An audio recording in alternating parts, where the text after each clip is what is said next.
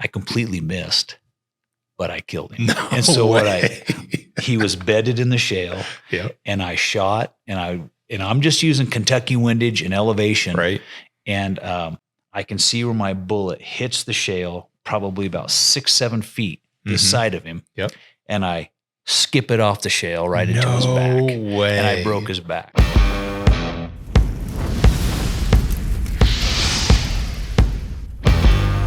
Welcome to Big Fish Stories, the podcast dedicated to telling the real outdoor stories of adventure, hunting, and fishing. For the outdoors men and women who get lost in the stories around the campfire, this is the place for you. My name is Tyler Hendricks, located in the great state of Idaho, and today I have with me one of my good buddies and childhood mentors, Mr. Reed Schuler. Thanks for coming on today. Thanks for having me. The story I told last time was I shot this is the easiest pack out I've ever had, because I shot this antler off of a buck. That's one way to get them. Can you believe that? Worst feeling I've ever had in my whole life. I've actually seen some really nice bucks with holes to the horns. Have you? Mm-hmm. Was it a couple of years ago? Because no, but I've seen some big mounts. Yeah, I mean they actually wound up killing them, but they had a hole through. See, and this was the bummer about this one is we had hiked all day, found this buck, and he was heading towards a bunch of does, and I had all the time in the world to set up.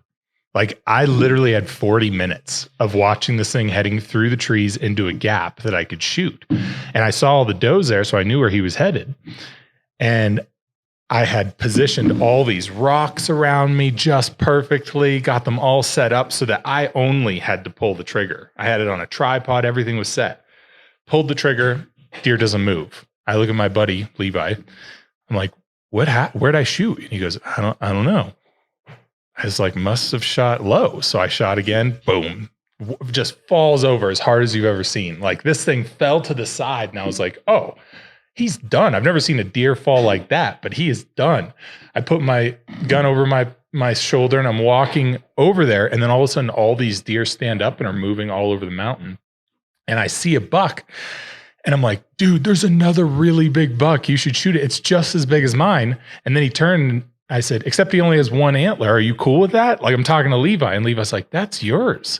I'm like, no, it's not. Mine's dead. And he goes, no, that is yours. And so then I'm looking at him going, please shoot it. Please shoot it so we can piece this thing back together, because I'm not positive that this is my buck. And he didn't shoot. I walked over and this was just laying in the snow with just a little blood drip along his trail. And I followed his trail for miles. And the blood drip was like one every 100 yards. And I followed this thing for miles trying to see if I could get another shot on him, but he was long gone. But then I found out my turret for the first time. I decided to adjust my turret on the top because normally I don't. I just use my mil dots. And it was the first year I had a scope that you could actually adjust the top. And when I was hiking, and like I said, this is my first year I've had this scope. When I was hiking, it must have spun a full revolution around, and I didn't know it and just turned it to the quickest 0 instead of spinning all the way back around. I just flipped it to the quickest 0, shot, and way over. Biggest buck I ever shot. I took him and I didn't shoot a horn off, but I'd shot him once and he had laid down. I'd lined up on him to shoot again, but I was right on his horn. Yeah. Even though my crosshair was below, I thought if I misjudge this, I'm going to blow his horn off. And he's like a 32-inch buck. And so I held a little off and a little lower, and that's where I hit. Yep. But I didn't blow his horn off. Did you hit him in the head? Is that what you're saying? No, I shot him where he's supposed to. Okay, yeah. It was still a 450, 480 yard shot or something. But I had last year I had a weird shot. And it was a quick shot. This buck ran up behind us. We had just hiked up this trail and we were looking at some does ahead of us. And this buck ran up behind us on the trail, and he was quartering away pretty hard, But the way he was positioned and the angle that I had, his vitals were perfectly lined up with his head, his neck, and his vitals. And I was like, well, I'm gonna hit it. But I had a really quick shot, and it was 85 yards, and I didn't have a good rest, and I shot and dropped him, and I almost hit his antler off, but I hit him right in the head. And now I'm done making stupid shots. No, you're not. I'm It'll done. happen again. No, I'm done. It'll happen again. But that's how that was. Yeah. The vitals were lined up. He was laying quartering, and he was looking to his left and turned that horn right where I needed to shoot. So you haven't killed anything in the last few No, years? I really been, we made a big life change, and I was pursuing a new career, and I have been hunting. And sad to say, I did turn down a couple bucks. There was 3 in a bunch, and it took me about 4 hours to get on them. Yep. I had backpacked in about 9 miles the day before, and I seen them, but it was a day before opener. And I worked my way over the next morning. Took me probably 4.5 hours to get there. I got over on them, and I could have taken any of the 3 for 45 minutes. Right. And it started out as probably a 550 yard shot, and they moved to about 4. Yeah. And I was just like, I got some bucks like that at home, Right. I'm thinking, so I think I'm going to pass. Yep. And so I had my gun over my pack. I have one in the hole, and I just could have shot all day long. And so I packed out and I went home. And the next morning I'm sitting there drinking coffee, looking at a couple mounts I have on the wall. And I just went, wow, that was really dumb, because he was bigger than any of these. Oh no. And so I was like, okay, I'm going to kind of bone up again, because if you're not looking at a lot of deer, I have a pretty good idea just by looking. You kind of know if he's a shooter or not. You might know inches. You might not know inches. Some guys really take the time and figure it all out and do a quick, count in their head. But how long do you stay out there? Well, that trip I was just like 2 nights. Yeah. But so you went up on like the 9th and stayed 10th and 11th. Yeah.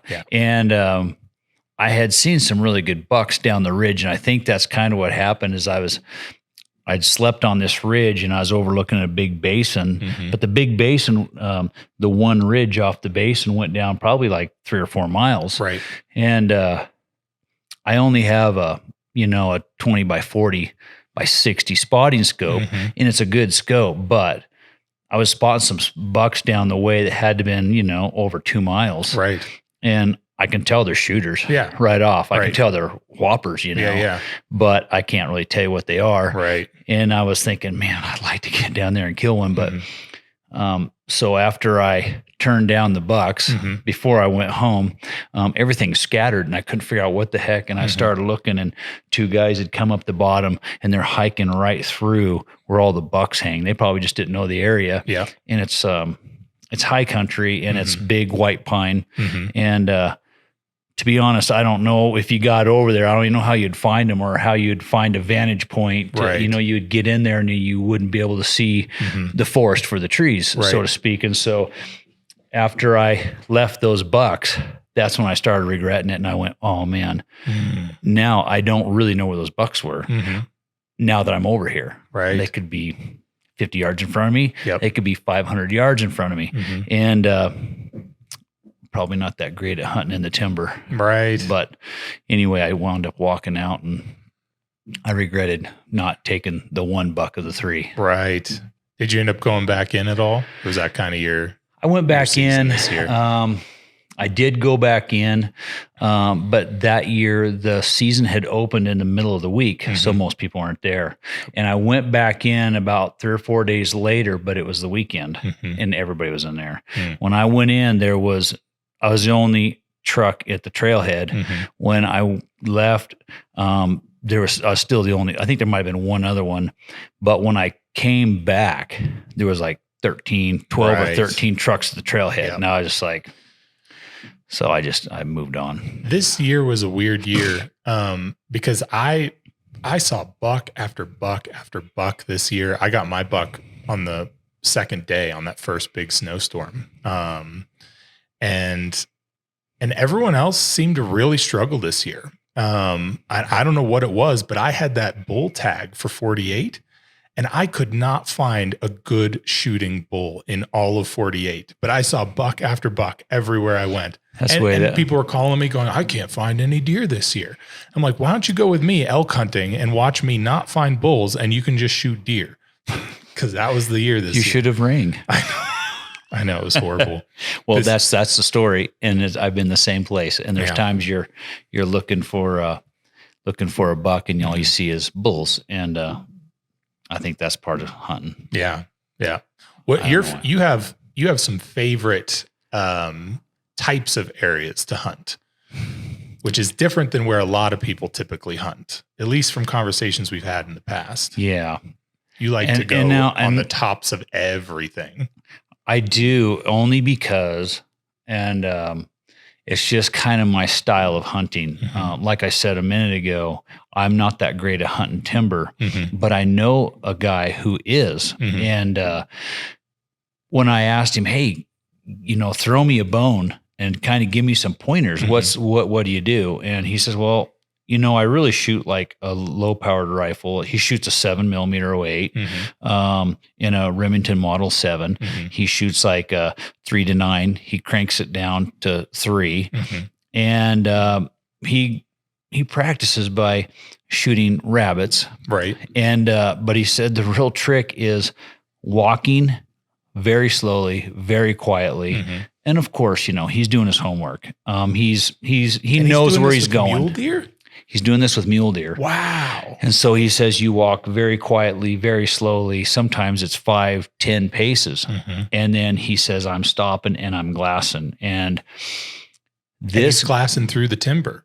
He's glassing through the timber. Okay. And so, as a mule deer hunter, probably, one of our favorite places to hunt and look for mule deer would be in the slides. Yep. And so I like the high country mostly because, you kind of get away from what you were telling me a little bit ago, pre this recording, of how you're working on a mule deer and then someone shoots from the road. Right. And so I like to get away because I think it cuts out a lot of that. However, I know there's some really good bucks that are near the road. Yeah. But there's nothing worse than finding that buck and then you're just busting your hump to get to him. And you look over and you see a red vest or a headlamp and you're just going, oh no. Yeah. And you don't know if the race is on. You don't know if they're just shooting from the hip and just hiking in, or they know that buck's there. And it turns out to be this big competition. And it's almost like not fun anymore. And so if it's all about the kill, if that's the guy you are, then that's maybe one thing. But for me, it's more about the whole experience. It used to be about the kill, but as I'm getting older, I try to find the enjoyment in the scouting, the enjoyment in the hike, as hard as it is anymore. And the mountains are getting steeper. And you sure the mountains are getting steeper? Well, that's what we'll claim. The pack's definitely getting heavier. Right. And then if you get to harvest that buck, it's like the cherry on the cake, And so I'm trying to enjoy the whole thing. And so that is one reason I get in the backcountry. But when we're hunting that backcountry and we're glassing those slides and we're finding those bucks, they like the slides. Yeah. Well, what happens when the shots start ringing out, or somebody bumps them, or hunters walk through, maybe they don't even see them. I believe, and this guy does too, that those bucks will go into the timber. They may or may not become totally nocturnal, but there's a pretty good chance if they've been shot at, they will.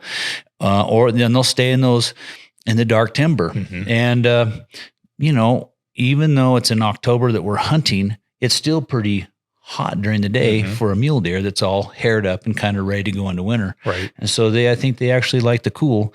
And that's what this guy is telling me, that he goes in there and he'll glass and he shoots them in his bed. Sometimes, 20, 30, 50, 60 yards might be a long shot. Gosh. And so he's probably doing some real extreme tracking as well. Well, this guy has killed a lot of really big bucks. And but what happened was he couldn't find bucks anymore. And he's just like, I used to shoot bucks in this area or this area, and maybe not every year, but he knew the areas would hold bucks. But every time he would go, he just couldn't find the bucks that he used to find. And he started realizing, like probably all of us, that there's just a lot of pressure. Yeah. And so he started changing up the way he hunted. He typically shot a long range rifle.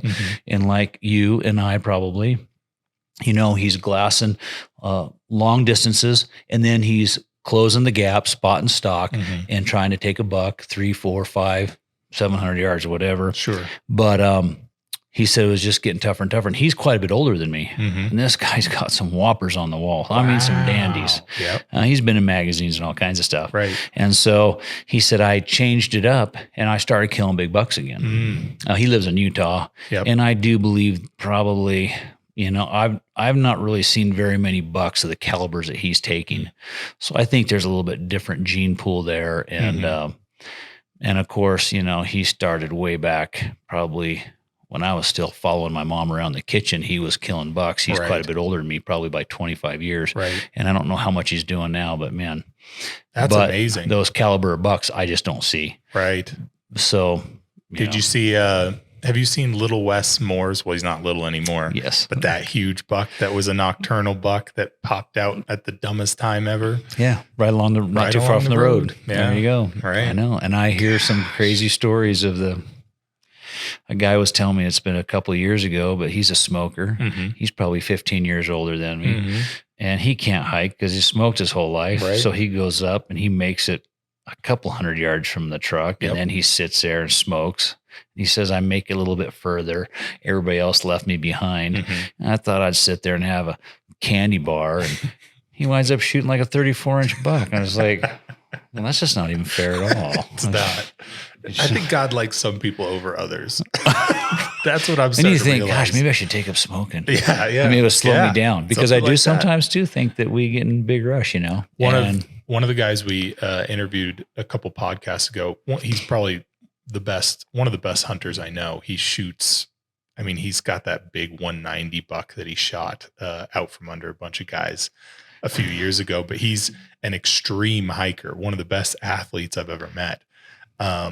And that's one thing that he's finally starting to do is learn to slow down just a little bit, because I think he's realized he's going so far back in there that he's missing a lot of good bucks that people are shooting below him. Right. And I think that's an important skill to have, or at least take someone who's a little bit slower, a little bit more methodical. And I totally agree. When I worked for the city up the road, I was always out and about on the streets. And so working during the hunting season, it just never failed that I would see pickups come into the little 7-Eleven on the corner. And there's really nice dandy bucks, as good as I've ever taken. And they're whole. Yep. So, they didn't drag them out. Right. And it comes to find out they're like shooting them, within a few hundred yards of the road. And I think it's because they just looked. They looked. That's right. And, and I'm always looking up there because I don't want the competition. Right. And I kind of want to, Well, wouldn't shooting it, like if you were that guy who just goes out every year and shoots it from the road, wouldn't that kind of ruin it for you, especially your experience that you're talking about? Yeah, because I think to me, it would be like the 13-year-old kid that goes out his first season and he just kills a whopper buck. Yeah. And you think to yourself, well, kid, enjoy it because you'll probably never kill one like that again. It's over for you. Yeah. And I wish I could kill one every year from the road, though. You're getting to that point, I'm getting that age. You shouldn't as a kid. As a kid, you should get the tiniest bucks and then work your way up so that you don't ruin it for yourself. Like Wes, when I talk to little Wes, who's not little anymore, when I talk to him, he's always like, I'm really just in it for the meat, as you should be, but he's really in it just for the meat because he shot one of the biggest bulls and the biggest bucks that I've seen come out of Idaho in person. I know. And he did it all before the age of 18. So it's ruined for him. Yeah. And they were pretty close to the road. I think they were both on the road too. So he's like, why would I be hiking way up in there when I can just get one here? But I think his mentality is probably changing. He's probably going to listen to this and call me and be like, what are you talking about? I'm in it now. But, well, what's your ideal perfect experience, like perfect hunt, whether you get something or not? What kind of day is that for you? I'm talking about the work to get into the spot that you're wanting to go to. Paint the picture for me.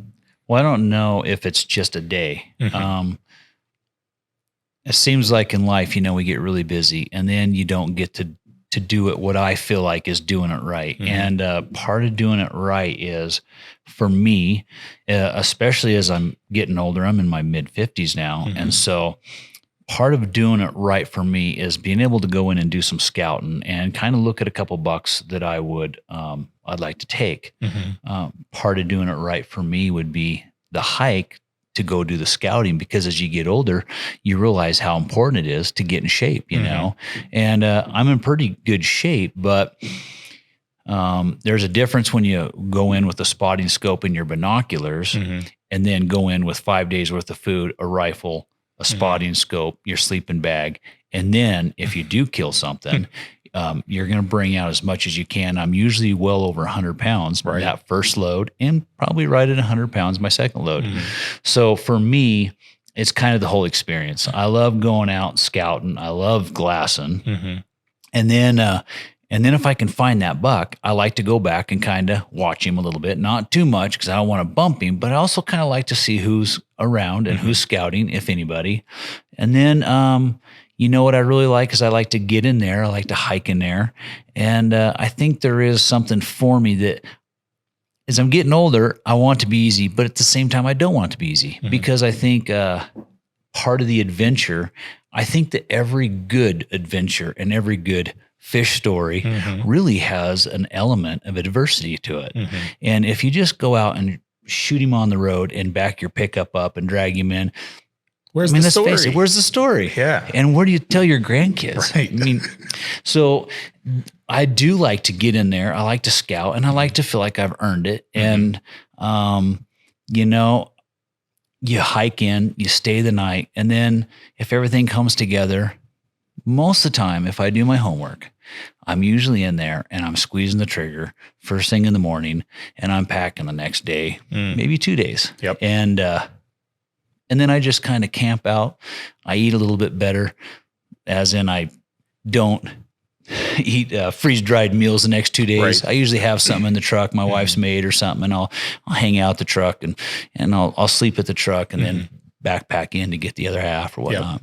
And of course, at the end of the day, I think one of the funnest things to do is pull in the driveway, whether it be 1, 2, 3 in the morning. And that's happened a lot. And my wife's out there waiting because I've called her saying, "Hey, I'm coming home. Don't shoot." And she's like, did you get a buck? And I'm like, "I did." "And is it good?"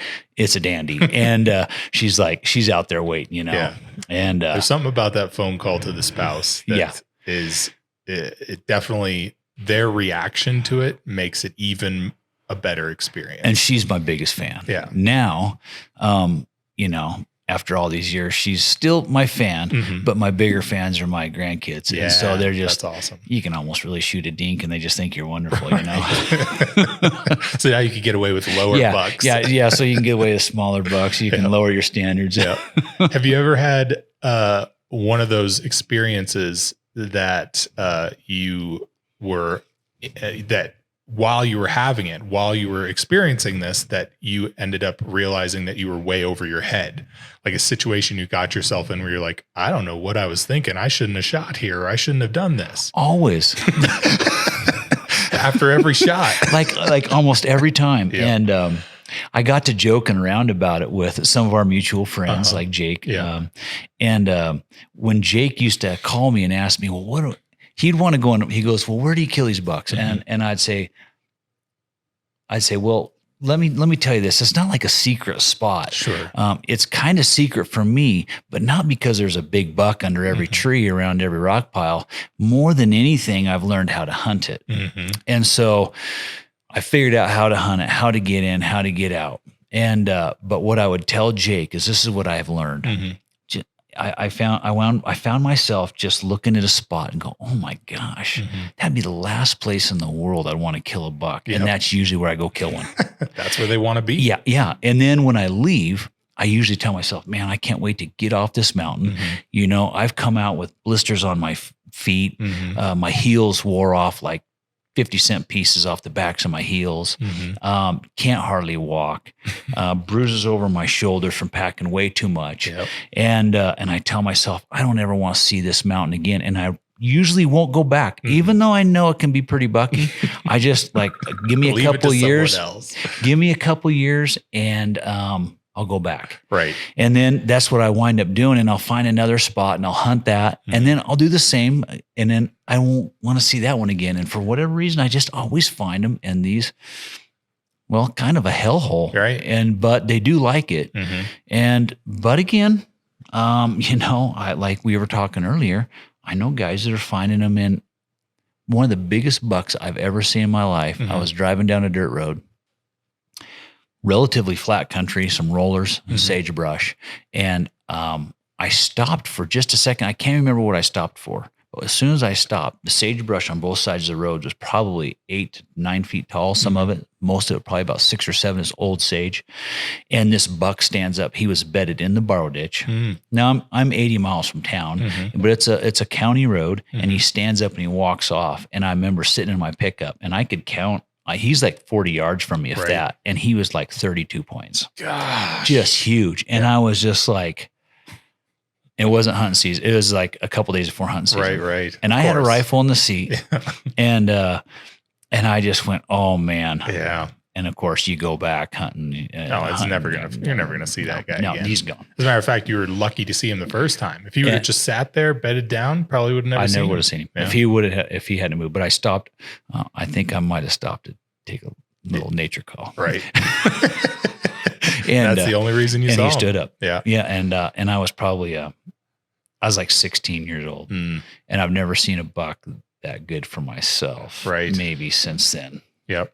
Have you ever gotten into any dangerous situations hunting? Yeah. Almost always. And it would be the norm. It'd be the weather.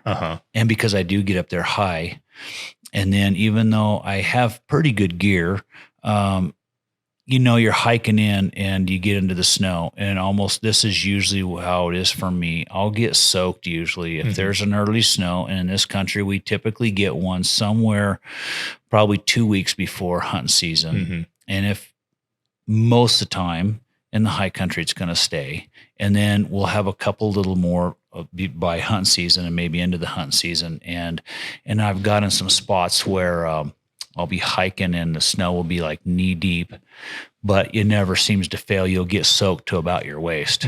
Well, and then a lot of times, I'm hiking, I have a headlamp on, I'll hike into the night trying to get to that spot that I want to be the next morning, or at least close to it, so I can wake up and start glassing that first light.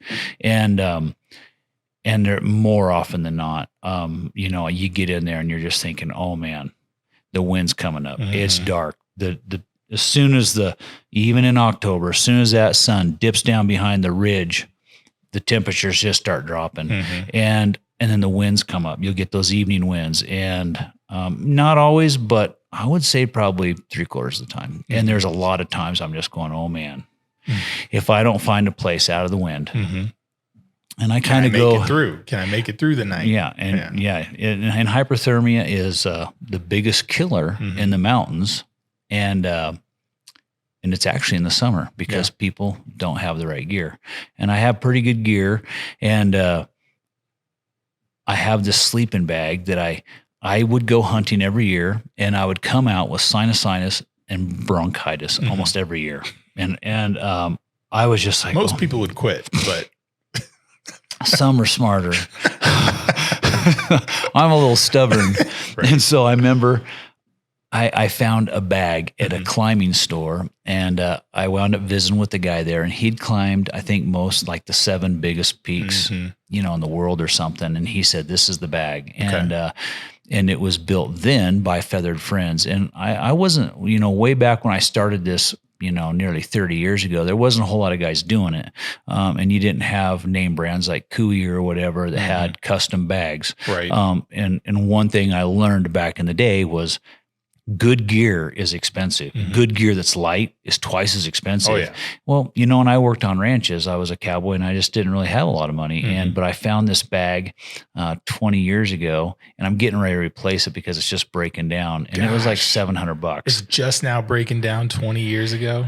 Just from packing it, packing it. But I always, I don't leave it packed or stuff. That's the worst thing. I hang it up behind a door in the spare room or whatnot. Oh, that's good information for me because mine's packed now. Yeah, the worst thing you can do is leave your bag stuffed. Ooh, okay. Yeah, they don't fluff up. They lose their loft, and then you lose your R value. Gotcha. And so even when I'm hunting into the backcountry, I'll find a place I want to stay the night. Even if I'm not ready, I'll find a place or I'll know a place because I've hunted it. I'll break my bag out. I'll shake it, fluff it up, and let it sit there for a while. And but I got that bag and I had as much money back then in my bag as I did my rifle. And I felt really guilty. But my wife says, I'm going to get you this bag so you'll quit whining and you'll quit coming home sick. Yeah, maybe you won't be sick. And so she was very gracious. You can go back to work and make more money. So it all is going to even out. Yeah, because you haven't been killing anything. We're going to starve. And so I got this bag and I remember I got it early in the year. And probably 2 months before hunting season. And I was just I kind of felt bad about it because it was just way more. It was like $700, right? 25 years ago. And I got this bag and I was feeling bummed about it. And I went high into the backcountry. Actually, I was above the mountain goats. And I had went down this ridge and it was pretty sketchy. I had to sling my rifle over my back and I'm creeping, along this thing. I'm by myself. I always hunt solo. And I know that if I fall, my wife knows about where I'm at. I'd always write it down and I'd always tell her, don't tell just anybody. But if I'm not back in like 5 days, call this friend. He'll know where I'm at. Right. And so, or roughly. But there's been some, and I go down this ridge and I find a nice 28-inch plus buck. But he's real tall, deep forks, 4x4. I find him in an old waterfall chute. It's just probably a waterfall in the spring when the water's melting. And I'm like, well, I got some bucks like that at home already, but I'll think on it. Yeah. And so I go back and the wind is just howling and I'm shaking and shivering uncontrollably. I've never slept in the bag yet. And I just remember thinking, man, this thing bag better be rated what it's supposed to be. If it's not, I'm going to have to pack up everything, pull off, because I'm above timberline. I'm going to have to pull off, pack everything up, pull off, get down into the timber, and wait out the storm there. And I remember I got in that bag, and literally within 10 minutes, I'd unzip it. And I remember laying there going, wow, this is the best $700 I've ever spent. I'll never complain. I've never looked back. But that bag has saved me on quite a few hunts. And I've been scared a few times thinking. What's the brand? It was a Feathered Friends. Feathered Friends. And they're out of Seattle. And they build a lot of, I think it's made with eider down, and which is one of the best. Gotcha. And they build a lot of custom bags for, and I had it built 7 feet long so I can not be all cramped. And they took my measurements. I don't like it too tight, but I could throw my boots in the bottom. They won't be frozen in the morning or some stuff. And then I can stretch out in it. And I'm going to have to look into that because mine's pretty much a double. You could squeeze someone else in there with me if I weren't so big. Yeah. Well, and it probably weighs a bunch. I think my bag's right at 3 pounds, might be 3.25 pounds. Mine's around that, but it's only it's a 0 degree bag. It's a Sea to Summit bag. Yeah. And it's done really well for me so far. I think mine's a 25, minus 25, maybe minus 30 survival rating. Okay. But I think it's like a minus 10 or 15 comfort rating. Do you want to hear the story that I felt the most in danger is probably the dumbest story you'll ever hear. Cause I've done, I hike, I do overnighters. I've had problems where I thought I'm too cold. I probably shouldn't be doing this, but you just keep going on. You get out of it. You're fine. The story I have that was probably the most dangerous and the most stupid is actually fishing on Fish Creek last 2 winters ago. It had snowed like a couple feet out there, maybe a foot, but we couldn't drive the FJ. I got the FJ stuck trying to get out there. So we just left it and started walking towards Fish Creek with all of our stuff. Had all of our poles, everything with us, carrying, I don't know, probably 30 pounds each, just trying to manhandle all of it because we thought we were going to be able to drive right to the lake. And there's no tracks out there at this time. So we're just trying to guess where the lake's at. You're kind of snow blind at that point by the time you get out there. And it feels like it's a good mile, but it was deep snow. We get all the way out there and I take my first 2 steps. I got 2 steps onto the ice and right into the ice, up to my knees. So I'm standing there and then I kind of lean forward and fall onto the ice and crawl out onto the ice because for some dumb reason, my brain was like, I'm going this way, not backwards. So I just went farther onto the ice and the ice was thick farther out, but right on shore, it was super thin and I fell through. So we're already out there and the guy who's with me, he manages to get another route on there, but he also got wet trying to get on the ice. And we're like, you know what? We're here. Let's just fish, see what happens. 2 hours later, our feet were completely solid blocks of ice. And we both were like, okay, it's past the point of pain. Now it's numb. The problem is we just kept catching fish. We kept catching fish. It's dedication. Yeah. Our feet were no longer in pain. They were just numb. So we thought, no problem. The walk back was the worst walk I've ever had in my life.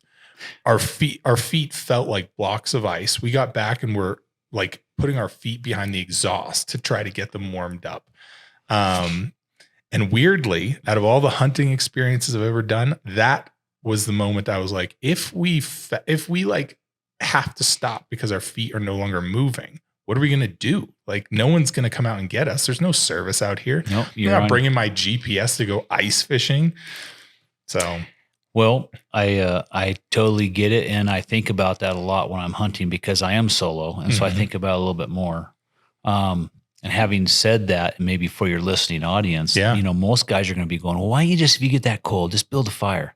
Well, sure. if I really got that point where I thought I was going to die and I have been in some above tree line. Yeah. I've been in some pretty bad situations and I have good gear, but when I'm up there, I'm not trying to I could build a fire. I could break off in a tree line, build a fire, and I would do that. Yeah. So I'm not completely dull. Right. But you have the means to be able to get down. But we're buck hunting. Right. And we're not up there building bonfires and, putting smoke everywhere and getting myself all smoky. And so I'm really trying to, I try to keep my presence under wraps, know, and I'm not trying to advertise. I'm trying to be a little sneaky here because sometimes you just don't know where you're going to find them. Right.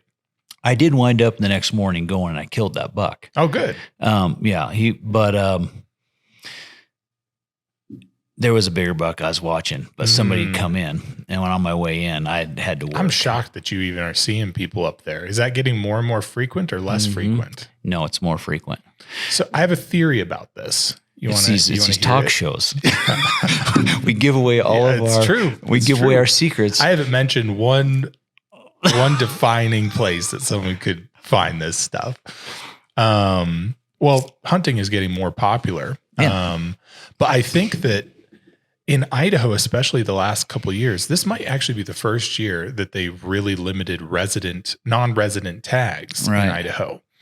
And I thought, oh, this is going to free up the mountain. Like I'm not going to see nearly the amount of people. And it's been the opposite. Everywhere I've gone, I've seen them at the tops of the mountains. And I have a theory about this. I think that it attracted a lot of elite hunting. Yeah. To where all of the road hunters who are normally just driving out the roads. There's not a lot of states that give out as many tags over the counters. Totally. So I do think that's an issue too. So I've known people who've come from California for years and years, come up here for 20, 30 years hunting because it's all draw. So where do you go? Well, we're going hunting. We're going to Idaho. Well, I think because they limited the tags this year, that a lot of those elite hunters all of a sudden veered towards Idaho because they're going, oh, there's going to be way less people. All I have to do is get that over the counter tag. So I just have to be in line online to get that over the counter tag. And then I'm hunting some high country. So I think it attracted a ton of those elite hunters who are ready on the spot at midnight. One of my cousin who tries to hunt here every year, from Tennessee, he said he logged in an hour after online, and he was the 24,000th person in line to get a non-resident tag in here. Wow. And they all ran out by the time it ended up getting to him, for Right. any elk, actually, cow Right. or bull. So I wonder if that's going to be the new norm, is seeing more elite hunters in the open country compared to just a bunch of people parked on the bottom. I think so, because, I've lived here for 20 some years, and, but I'm in Chalice now. I'm from Chalice in Mackey country. And I have an airplane. And so I fly into the Middle Fork, which is, there's very few roads. There's a few that will make it almost into there. But for the most part, when you get in the Middle Fork, there's it's horseback, you hike, or you fly in. Yep. And in the last few years, I'll fly in there just to kind of take a look around to see who's in there. There's more hunters in there now than ever. Right. And so when we were talking in the beginning about I like to get into the backcountry and away from everybody, it's almost like it's getting harder. The sky's the limit anymore. Right. And so I do believe, for myself, and I'm getting older, there's a lot to be said for hunt smarter, not harder, because, as you were mentioning, Wesley Jr. goes and kills these bucks, and they're not too far from the road. And so I think there's this thing with us men, we think if we get to the end of the road, and that's what we do, we all drive to the end of the road and then we hunt. Well, we're all in the same spot. Right. And there's a lot of guys that are hunting between the end of the road and the beginning of the road, and they're killing them. Right. And so I know that as I'm getting older, I've been telling myself, because I'm finding the same thing you're talking about. No matter how hard I hike and how far I go, there's still people. Right. And there might not have been anybody at the end of your trailhead, but on the backside of this range, there's two more trailheads, and maybe they come in from that direction. Right. Whatever the case being. People, and I think that there are a lot of YouTube, video guys and hunting videos, and it gets everybody jacked up. Yeah. Oh, yeah. There's amazing rifles anymore. You can buy an off-the-shelf rifle that when I was a kid, you would have a lot of money in and a lot of custom work. And of course, we didn't have any scopes that we could, with range finding systems and all the calibrations you can use anymore. I don't use those. Yep. But I do have some scopes with different range finding systems in them, but, and the gear is unbelievable. Oh, yeah. I think that, even though it's all expensive, guys, if we want something, we'll ante up and we'll get it. Yeah. And so hunting's awesome. Right. We love to do it. And so you'll spend your money doing that. Doing it. Yeah. Yeah. That's right. And so guys are doing it. And, do you think there should be any sort of limit on that kind of thing? I'm getting to the point where when I see or hear about or hear people bragging about shooting a deer at 1,200 yards, I'm like, where's the fun in that? Right. he wouldn't have even had a chance to sniff you if the wind were blowing in the right direction. It's kind of disheartening for me. And I'm not going to say I don't have some guns that'll shoot out there. I have some custom rifles and I have some scopes on them, and in the right hands, they're 1,000-yard, 1,200-yard rifles. And I'm not going to say I would never do it, but probably not. I just feel like for myself that I feel like for me, and this is no diss to anybody, but I feel like I'm a good enough hunter. I can close that gap a little bit. Right. And if not, then I'm also a patient enough hunter. A lot of times these bucks that I kill, I might see them today. I might see them the opening day. I might not get them killed for 2 or 3 days. Right. Because for me, I'd rather take the extra time, close the gap. I mean, I used to bow hunt. I mean, if we can kill deer and elk with a bow, and there's guys doing it, killing just dandy animals every year with a stick and a string. Right. At 10 yards, 12 yards, 35 yards, whatever. Man, we should be able to close the gap a little bit more. And I'll tell you a little story. So I'd drawn a sheep tag this year in the Middle Fork. Oh, and I go in. I think you told me that. Yeah. And I didn't kill one. Okay. I turned down some rams, and I'd found a ram that I really wanted, but I was 2 days in, and it starts in August, at the end of August. Temperatures are in the 80s. It's really hot. It's fire season. You can't glass. But I got in there, and I'd found a ram, and he was a long ways away because the smoke and the heat, even though I have good glass, I'm picking up heat waves. And so I'm telling myself, well, I'm here to sheep hunt, and as bad as I hate to do this, I have to drop off this just into this hole and all the way up the side. So I get up in the morning, I drop down the bottom. It takes me half a day just to get to the bottom. I pump water and I drink as much as I can because I can't carry that much. It takes me the rest of the day to get 2/3 up the other way. Right. Now I'm trying to hunt, and I'm trying to be quiet, and I'm glassing as I'm going. So it's not just like, 3/4 of a day just hoofing it. I'm glass, I'm hunting, but I work my way up there, and I don't find the ram, but I find him the next morning. And it turns out he's like a 5-year-old ram. And, he's maybe just a little bit better than half, but he's not a 3/4, and he's probably really closer to half. And so I'm just like, it's the second day of the hunt. I'm going to let him be. I'm going to keep looking.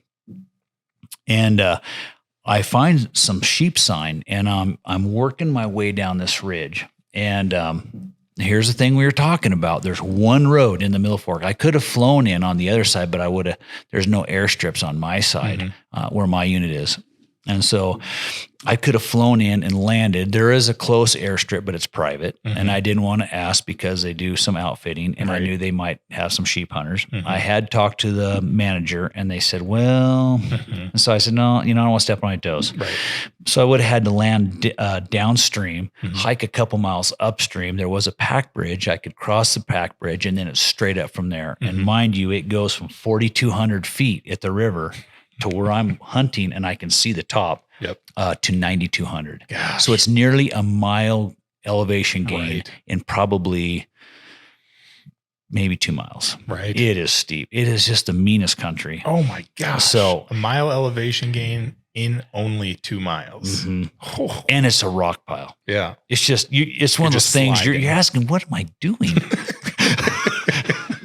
Right. But we're hunters, and so we just power through. Right. And so like we were talking earlier, there's one road in there. So I thought, my wife doesn't like me flying in solo. She doesn't like me hunting solo. She doesn't like me flying solo. She doesn't know where I'm at. She can't get a hold of me.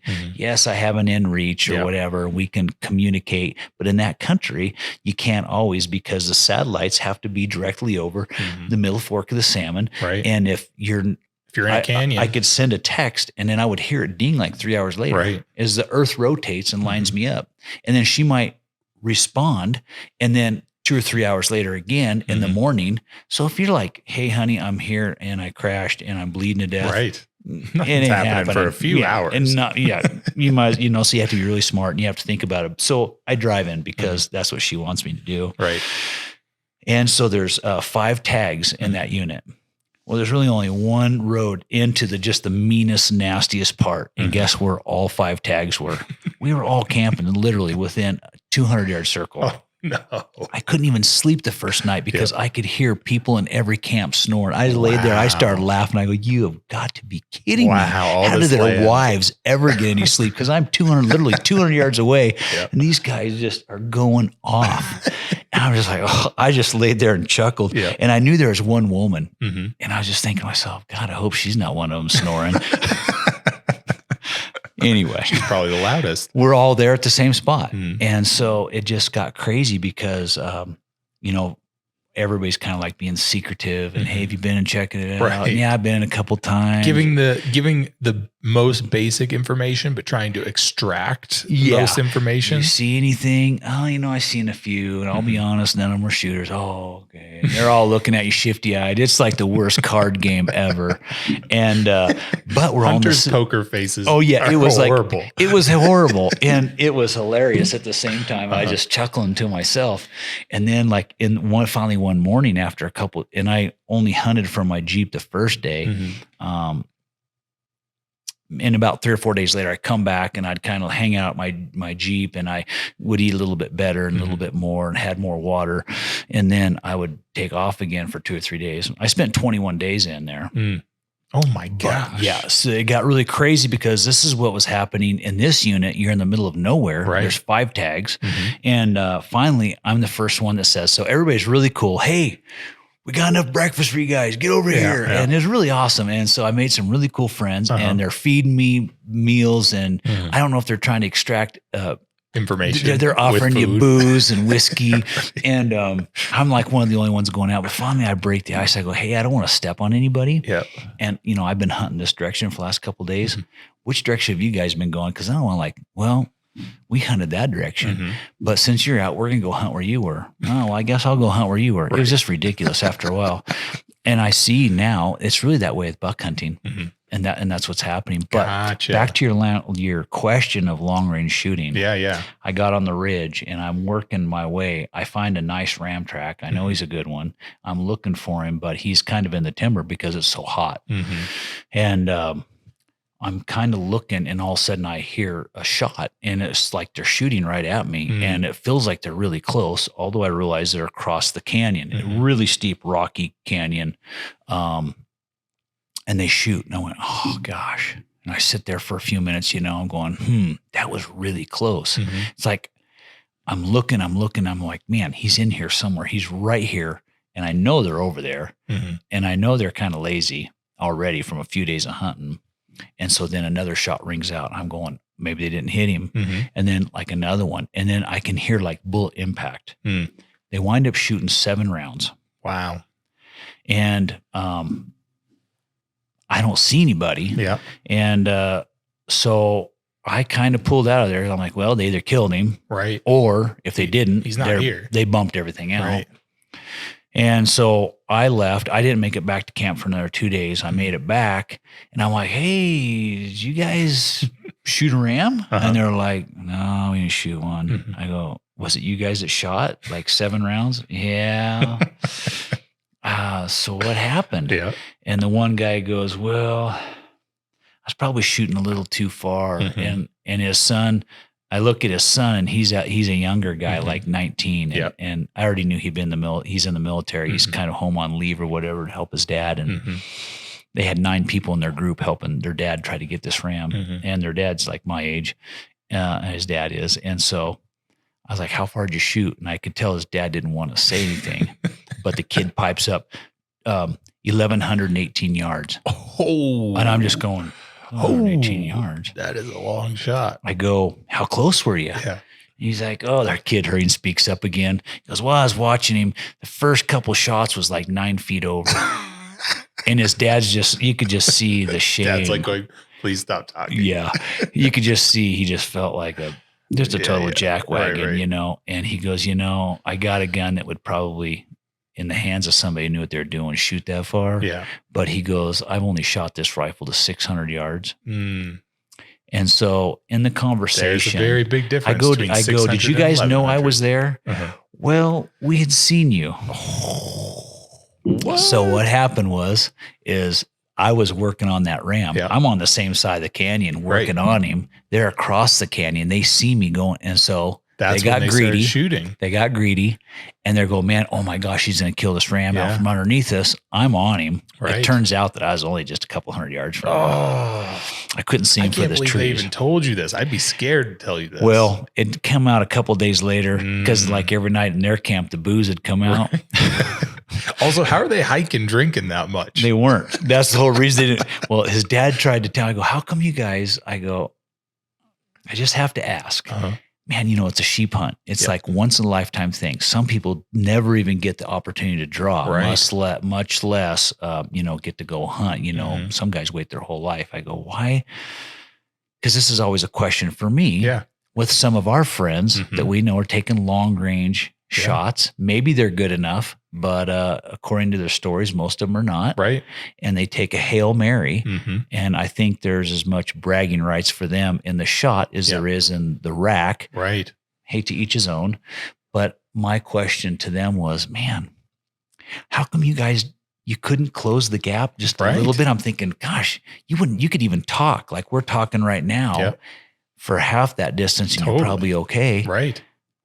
And like you could make a ton of noise up to before 500 yards. And they're not going to hear you. Yeah. And so I'm like, why didn't you try to close the gap? Well, that's kind of when it started coming out that, they'd seen me and they tried to say that they'd cliffed out. Which is what everyone says, but I've only experienced that one time and I went the next morning and got the buck. Well, and I'd already been on that side and I'm on the other side looking over and I'm thinking there are no cliffs. I mean, it's rough and it's steep and it's mean for sure. But you can go down. Yeah, you could. And then you can go up. Yeah, you could have done it. Right. I mean, I was over there. I think you're totally right. There's a lot of people who, they get their buck, they get their animal, and there's some pride about how far the shot was, because a big element to hunting, you have your hunting part and then you have your shooting part. And a lot of people want to be really good at the shooting part, and the hunting part for some weird reason takes a back seat. And I've never understood that, because to me, the funnest is seeing it up close, as close as you can, and then making a decision on whether you want to take that animal or not. And oftentimes when I close the distance from, 2,000 yards to 300 yards, I'll usually see a better buck in that distance as I'm going towards it. So I've never understood that. One of my buddies who is an incredible hunter, and who is not for shooting long distance, he took he shot a really big buck, 850 yards, which to me is, my max distance. I practice at 850 yards. No problem. I'll shoot a steel target this big. At 850 yards. But that makes me confident at my max, which is probably 550, something like that for my particular setup. But my buddy told me, and he said he was hunting at 10,500 feet, and I believe him. And he said he did cliff out. And he goes, it's the first time this has ever happened where he could not see a way that he could get to this buck. And he said he spent 2 hours setting up because the buck was bedded down. It hadn't moved. And he said he was hoping it would move so he wouldn't take the shot. But he said 2 hours later, and he was completely calm, completely steady, knew that buck wasn't going to move. And he finally decided, I can make this shot, and pulled the trigger. But I honestly think that's what it takes. You have to have that much confidence. You have to be that steady. You have to have the right equipment in order to be able to take a shot like that. If you're only practicing at max 800 and you're taking an 1,100 yard shot, it should be the exact opposite. And then, and it's, and here's the sad part. So I asked, okay, the first couple shots, this is why I don't like to take them. And this is probably why you get irritated with it. This is what irritates me. Beyond, because I just think they're awesome. I don't care if it's a 2-point or if it's a 5x5 that's 35 inches. Totally. They're all majestic anymore. And I just think that, life is hard enough for them. And here we are shooting rifles that'll really, all honesty, shoot a country mile. We have glass to find them at 2, 3, 5 miles. We have the camo. I mean, it's all really, a lot of it's in our favor. Totally. And so I asked those guys, I go, well, so your first couple shots were 9 feet over. Well, we got a couple more that were just like right at his feet, and then we don't know where the other ones went. So you could have injured it. Could have. And I asked him, I go, so did you guys go over and check? I mean, did you look for any blood? No, we didn't. I was just like, yeah. And then that's what I don't understand. Cause I hit an elk that didn't even know it was hit with a bullet, and it kept eating and feeding. I thought I missed. I thought I missed. My gun must be off. I'm just going to stop shooting. And I walk over the ridge and it had died, but it didn't even know. So how would I know? Yeah. Unless you go. And that's my second thing. Well, if you're going to go check, if you're a good sportsman, and what guys don't understand is this is the kind of thing that gives us a sportsman a really bad name. Totally. And rightfully so. I mean, if you're going to shoot at it, go over there and check. However, if you're going to make the effort to go over there and check, just close the gap and shoot him at 4. If you know you're going to have to check either way. Yeah. And that doesn't cross people's minds sometimes is they want to see it fall. They want to see it fall and go to the bottom of the mountain because then they just have to go to the bottom of the mountain. Yeah. But oftentimes that's not how it works. You're going to have to check when you take the shot. Yeah, if you're a sportsman whatsoever, go check for his sake. I mean, how would you like to lay there all night with a bullet in your guts? Totally. And we have the opportunity terrible. to give a lot of these animals the cleanest, easiest death they will experience in the wild because a lot of their other options are rough. Yeah. It's starvation or it's eaten alive. Yep. Dying in the cold. Yeah. Winter kill. Yep. Oh, man. We have the opportunity to give them a super clean death, which I know a lot of people are going to be like, that's morbid, but it's true. It's true. No, it is true. And so we do our part and we make the clean shot. Yes. And, So I'm extra hard. I'm the hardest on myself. First of all, if I make a bad shot on something, I live with it for a long time. Like especially if it's a 30-inch buck. Did that happen to you? Oh no, this is another story. I've really only missed one good buck, and I say that humbly. Yep. I missed other bucks as a young guy, but not too often. Because I think I've always been a hunter and I've grown up with a 22 in my hand. Right. I was hunting when I wasn't even old enough to hunt, but my mom would let me go out and hunt. Yeah. She'd take me out on the desert and drop me off at like 10 years old and I'd stay the night. Wow. With a friend. Yep. And then she would tell me something like, if anything bad happens, because we didn't have cell phones then, you go to that ranch house over there and you can probably call me. Right. So I grew up with a gun in my hand, but I just, when it comes to shooting, I've done a lot of it. And, I grew up down the Snake River Canyon. And so I used to shoot a lot of rock chucks and, I worked and I bought a custom 22-250 and, I didn't really ever hear any long range shooting in, only guys that were doing it in competition and maybe military type guys, but there was really nobody shooting long range, for myself, and not to say that there wasn't, but I didn't know anybody. And I always loved hunting bucks and, I was a coyote hunter. And, so I got to where I wouldn't even shoot rock chucks unless it was at least 300 because it just was too easy. Right. And I was shooting literally probably 50 to 100 rounds a week of 22-250. And I reloaded myself, and that's not a deer rifle, and as I really started getting, and I got old, and I was in my early 20s, maybe 24, 25. And then as I got older, I was getting more and more into the buck hunting. And I found myself, I'd find these bucks and then I couldn't get on them. Not because I was cliffing out, but because maybe it's a big open basin. And you couldn't cross it. There's no cover. Right. They would see you. If there was partial cover, you'd go to try to cross and you're in shale. You're just making a ton of noise. And so I wound up starting to ask a few old guys I knew who had military. One of them was a sniper. One was a trainer for the CIA and FBI. And his name was Barry. And I asked Barry, hey, if I was going to buy a long range gun, what would you recommend? And he told me, I'd get a 7mm or I'd get a 300. Now, I'm not saying there's better or worse calibers now, but this was probably 30 years ago. And so I bought a 300 and it worked wonderful, and I was making some shots, but I practiced all the time. Right. I shot all the time. When ammo was cheap.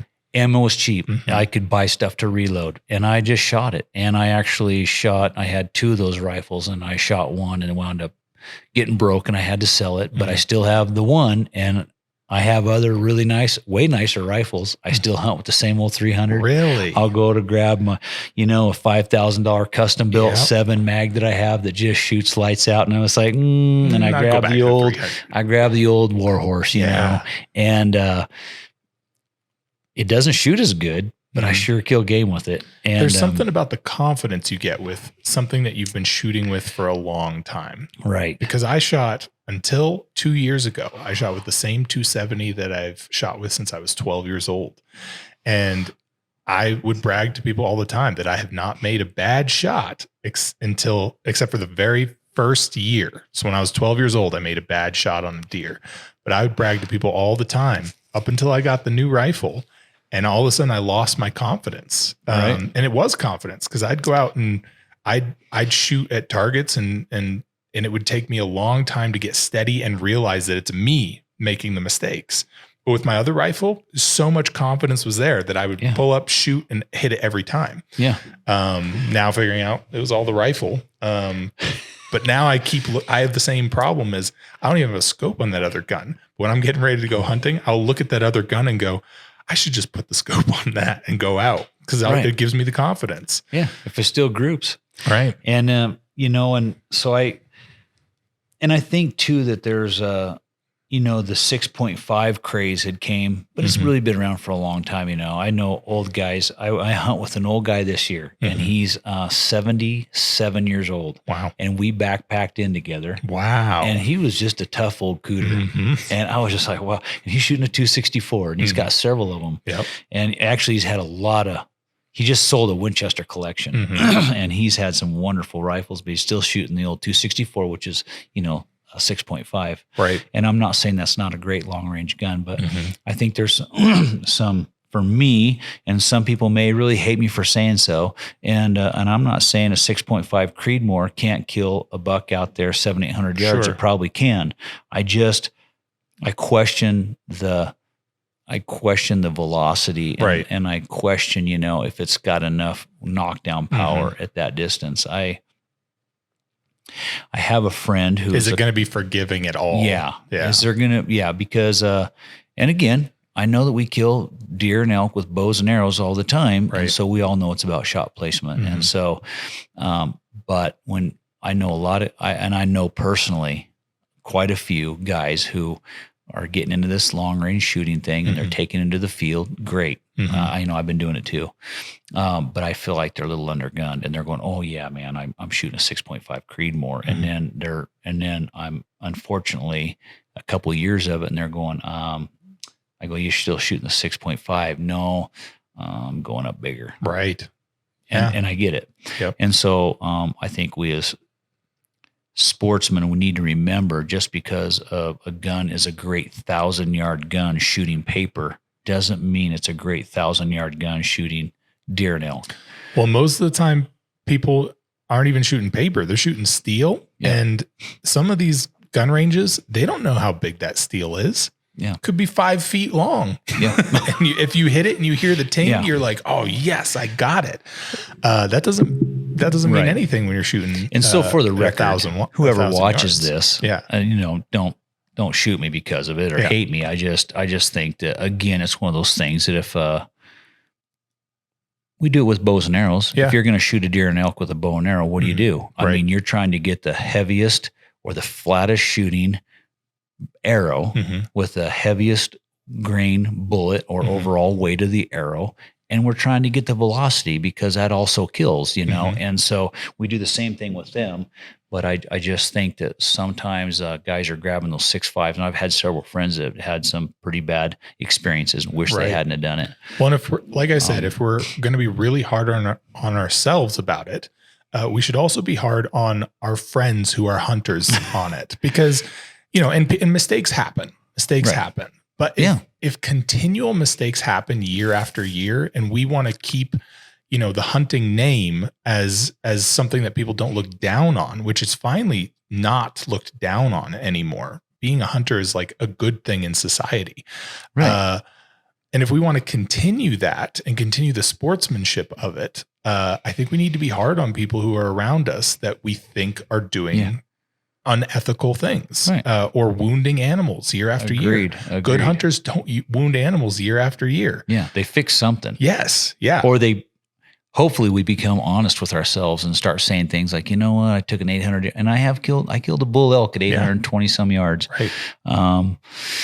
I was pretty proud of it at the time. Now I look back and I'm like, a little bit of a bonehead. Could I have gotten closer? Yeah, well, and I probably could have, Right. but I've been hunting a week already. And so I justify by, man, if I don't take the shot, I'm never going to get one. Sure. I killed him. He was a nice bull. Wasn't a great bull, but he was like a 327 bull or something. And so he's still on my wall today.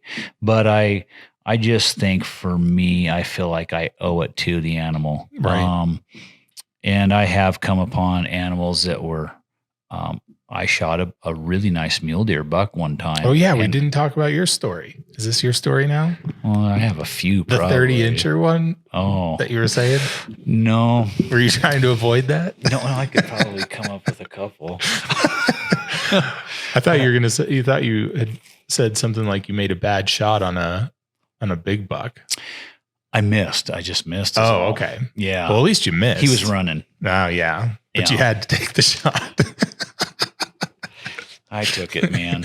I took it, and I just knew I had him in the pan, but he went away free and clear. Yep. Yeah. Well, and I think that, to me, and we'll jump into some of your stories, because to me this is important, and it's what I talk to a lot of long distance shooters about, because I'm not a long distance shooter, so I don't fully understand a lot of it, but I do practice where I can at least hit steel at 1,000 yards. I'll never shoot an animal at 1,000 yards because I know I can't, and I know I don't have the equipment for it. But some people are really confident in it. But my question to them would be, if you shoot once and realized that you completely missed, and you have to readjust based on wind, based on did the animal take a step, based on any of that. If you completely miss on your first shot, and you know that that's a possibility, but you'll be able to readjust and take that second shot, then that would be where I'd question, you probably shouldn't have taken the first shot in the first place. So what the question is, what's a long shot? Right. For you, for me, you might be 500. Long shot is 500. For some guys, 7-8, or some guys are going to tell you 1,000. You're just going, okay. Well, that's what my point is. There a limit? Is there an Where's your limit? Yeah. Is there a limit? And I'm not saying it should be a law, but is there a limit that you should not be shooting past X amount? And I would say the limit would be, does the animal have the potential to take a step before that bullet even hits it? Oh, yeah. Then that probably is too long for anyone, because how can you predict if it's going to take a step? I mean, if the bullet takes a second to get there and it's easy for an animal to just take a step, you could hit it in the completely wrong spot, even if you shot perfect. Yeah. And that's where I start to go, there should be some sort of, at least every hunter should have that ethical limit in their head of, no matter how good my equipment gets, I shouldn't shoot past a certain Exactly. point. And I think you're right. I don't know there should be a law, but I think we as sportsmen, and, maybe it's learned, the same goes, I was shooting rock chucks, as a kid with a 22-250, and, 300 yards is getting out there for a 22-250, but Right. But I was killing them. But in the end, they had to die too, and they're no different than a deer. Right. I'll be honest. For some reason, I kill most of my bucks. I'm going to say probably 450 to 550, and an occasional one over that. Right. But I do not like to take those shots. Right. But I do. But it seems you have the equipment and you're practiced at it. And I've just done it so much, and. Not on game, but I've shot. You're going to go check no matter what. And I'm going to go check. And if I don't feel like I can do it, and here's the thing, and what a lot of guys, I would tell a lot of hunters, I think one of the biggest mistakes we can make as a hunter is if you see that trophy buck that you're just dying to kill and you're running out of daylight, just slip out, come back tomorrow. You'll probably get on him again. Yeah. He's going to be there. Totally. And, and I always tell my friends, I would say 9 out of 10 times. Oh, yeah. You can come back the next day and he's going to be there. I always tell the younger guys have grown up with my kids, guys, some that I've taken with me. I say, I get the whole, you want to brag about the long shot. Right. The rifle hunter wants to brag about the long shot. The bow hunter wants to tell you, I got him in within 9 yards or whatever, It's all some about that. I get it. I'm not exempt. Right. But I would rather go check this out. Right. I'd rather go, I got him. Totally. It wasn't 900, right? But it was 400 or 450. But either way, he's going to look really good on the wall. Right. And I'm going to drink my coffee next year and go, man, I can't wait till hunt season. Right. You know? And I'm kind of the opposite. I brag about how close I got. Yeah, right.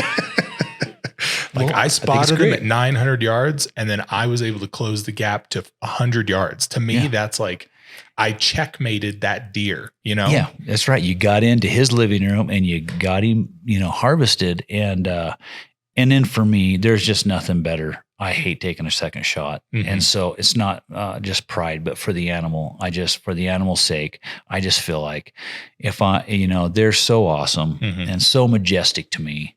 And it just seems like as I'm getting older, I just respect it more. Right. And because I do have a lot of good gear. Right. And it's really a little unfair. Right. And so if I just feel like for myself as a sportsman, if you're going to do it, you know, try to make it ethical. Right. Try to put him down that one shot. And when I do, you know, there's nothing better than you shoot that big buck, you roll him down the hill. He just doesn't move, doesn't kick. Yeah. You sit there for a few minutes more, just waiting in case he does. And then you just go down and go, wow, you know? Yeah. And cause even now, as much as I like hunting big mule deer bucks and there's a part of me that just like, I'm like, woohoo. And then I'm just like a little heartbroken. Yeah. 100%. And I just feel like, man, what an awesome opportunity. Yep. And, it's almost a no-win. It's funny because emotionally, especially when I come home and I talk to my wife, it's almost a no-win situation sometimes because when I do get something, oftentimes I'm really sad because I feel bad that I had to shoot something. It's a mixed emotion for sure. I feel bad and I tell her the story and I even get like emotional about it when I'm telling her the story, but it's a mixture of excitement, but also sadness that I had to kill something. But if I miss something, I'm mad and emotional at the same. It's like Amory never gets just a happy Tyler coming home from hunting. It never happens. I'm just mad or sad, but I love it so much and I can't stop doing it. Right. But there's something about just being out there and experiencing everything. And I will say the times that I come home the happiest are oftentimes when I do get on a buck and I get within shooting distance and then I pass up the buck. Yeah. Like when I pass up the buck, for whatever reason, it could be a decent bad shot. Sure. Could make a good shot that you wanted. Yeah. Or I'm going, you know, I'm not ready for this to be over. Yeah. And I decide even if I don't see a bigger buck, I'm not ready for this to be over. It's that the first happens day. To me more often than not. I'll go home empty handed at the end of the year. I walk home with nothing. And my wife is like, gosh, we could have bought a beef, you know? And I'm like, it's not all about that. Right. It's about the experience. Yeah. And yes, I wished I had some deer meat in the freezer and I'd really like to be holding on to a nice rack. That'd be awesome. Yeah. But I did have a good time. Totally. And, you know, people will spend several $1,000s to go to Hawaii and I don't spend near that deer hunting. You know, I have all the gear. I've had it for years. Once in a while, I'll upgrade a little bit. Sure. But, you know, for the most part anymore, it's some gas, some ammo, and some freeze-dried meals, you know, and then just really days missed from work. Right. But still doesn't come up close to a lot of people's vacations. And I'm with you, though. And if I get that buck, then it's and the other thing is, you know, when I get a buck, I get every piece of meat off there I can. Oh, yeah. I don't care what's 5 more pounds in the big scheme of things. Yeah. Just get the meat, man. Right. You're going to be hurting no matter what. Yeah. Hamburger it. Right. Yeah. You're going to be hurting anyway. Yeah. You'll Totally. be crying about it. You'll be glad it's over in a couple of days. But in a couple of days, you'll be going, oh, man, this was awesome. Yeah. You know, that's when you brag. Right. Yeah. It's not the next day, oh, my gosh, you know, it's terrible. Right. I'm just hurting all over. And and my wife even questions, why do you do it? Right. I don't know. But it's awesome. Yep. And then 4 days after you're feeling better, you're not hurting as bad. You're going, man, that was pretty awesome. Yeah. I wished it wasn't over. And those are the two things I brag about: how close I shot and how much meat I got off of it. Yeah. Because if I make a bad shot, even if it's a huge buck, if I make a bad shot, I'm oftentimes like, I don't even want to talk to people about what happened. Because I don't want to tell that story. Right. But I relive it over and over for weeks. I'll relive it. And I'll tell this story just to just to give people some perspective on, bad things do happen, even if you plan everything perfectly. Yep. Bad shots can happen. And you try to mitigate that by being the best hunter you can, by getting as close as you can, and by knowing your equipment really well. Yeah, exactly. But last year I was archery hunting for a bull. And I hiked up to this ridge, and I got to be honest, it was the easiest hike I've ever had in my whole life. I hiked up probably 100 yards away from where I parked, popped up and over a ridge, and there was a herd of elk heading right up towards me. I've never had that happen before in my life. So I get right in front of where I think, and I've been hiking a lot this year. So I was super happy to have a break and to see some elk heading up towards me and not having to do too much. I set up right in front of these elk and just give one little cow call, and this bull runs right in front of these elk and gets 25 yards. I pull back, take the shot hits right where I thought it should. And the bull turns and starts running. And my buddy runs over to me. He's like, "Did you get it?" I'm like, "Yeah, I got it." And we're putting our binoculars on it. The arrow's in the bull about this far. And it's right in the rib. And I've never even seen this happen. My bow shoots really hard, really fast. And all I can think of is it's stuck in its rib and completely stopped. And we watched this bull run through the trees, and I'm praying. I'm like, please, like the trees are hitting this arrow, the back of the arrow, the fletching. And I'm hoping that it's digging in, doing something to drop this bull. And all I see is the arrow just bending as it runs through the trees. And I'm desperately trying to think of what happened. Like, I've never even heard of this. Usually it breaks right through the ribs. Yeah. And so that night I followed its blood trail as far as I could until it was dark. And then I thought, in case the arrow didn't wedge farther in it, I'm going to just let it rest, let it die. Came back the next day, looked for it forever that day, all morning with a buddy. And we're following little tiny drops of blood that have fallen off the end of the fletching. And we followed this blood trail for miles, and it's just little tiny drops of blood until there was no more blood. And then I looked for that bull the rest of the season. And I called Fish and Game. I said, if you guys hear of a bull walking around with an arrow in it out in the mountains, tell me and I'll go get it. And never heard anything. But yeah, I still can't think of what could have possibly went wrong, but I beat myself up over it for months, and I still think about it, and I'm upset at myself for it. I still don't know what I did wrong, but I think that's how you should feel when you screw up. Well, and I think there should be some remorse. If you don't, you kind of have to like maybe question yourself a little bit. You should check yourself. Man, if you can just shoot something, and then we're all excited. Whoa, man, I got him. To your buddy, yeah, I got him. Yeah. That's awesome. But if there's like no remorse, I'm just like, gosh, that's a little cold. When I watched a guy who I reamed out for it, I watched him shoot an elk. It nicked low, but he was unwilling to even look for it because, I watched the bull come in. I watched the shot. I saw that it was low, but I saw it for sure hit, and there was a blood trail. And the line that he used was, "I'll just stick another one."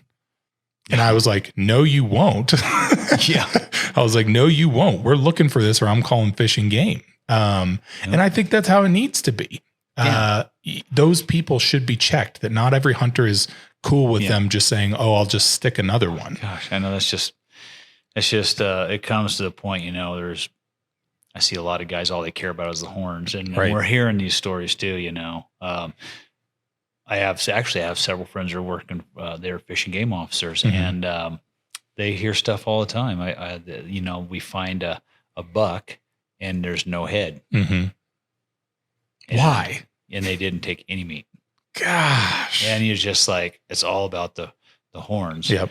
And luckily, and I think this is kind of awesome. We all have a cell phone anymore, and they all have a camera, and so they find a lot of them because guys find it. I was just talking to my friend who works for Fish and Game out of the salmon office, and he was we're